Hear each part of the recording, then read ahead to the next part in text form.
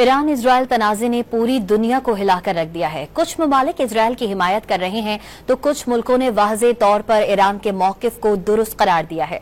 चीन और रूस खुलकर ईरान की हिमायत कर रहे हैं। चीन ने कहा है कि ईरान इजराइल तनाज़े में ट्रंप जलती पर तेल डालने का काम कर रहे हैं। तर्जुमान चीनी वज़ारत ख़ारजा ने कहा है कि धमकियां देने और दबाव बढ़ाने से कशीदगी मजीद बढ़ेगी। दबाव सूरत हाल पर काबू पाने में मददगार नहीं होगा। तमाम मुतालिका फ़रीक़ैन बिलख़ुसूस इजराइल पर अज़र व रसूख़ रखने वाले ममालिक अपनी जिम्मेदारियां निभाएं।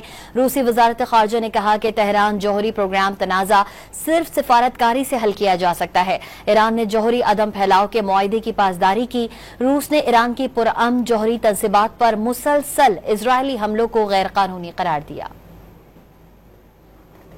ईरान इजराइल तनाज़े ने पूरी दुनिया को हिलाकर रख दिया है। कुछ ममालिक इजराइल की हिमायत कर रहे हैं तो कुछ मुल्कों ने वाज़े तौर पर ईरान के मौक़िफ़ को दुरुस्त करार दिया है। चीन और रूस खुलकर ईरान की हिमायत कर रहे हैं।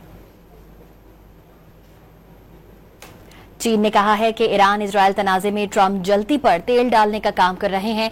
तर्जुमान चीनी वज़ारत ख़ारजा ने कहा है कि धमकियां देने और दबाव बढ़ाने से कशीदगी मजीद बढ़ेगी। दबाव सूरत हाल पर काबू पाने में मददगार नहीं होगा।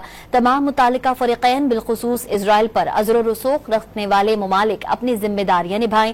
रूसी वज़ारत ख़ारजा ने कहा कि तेहरान जौहरी प्रोग्राम तनाज़ा सिर्फ सिफारतकारी से हल किया जा सकता है। ईरान ने जौहरी अदम फैलाव के मुआहदे की पासदारी की।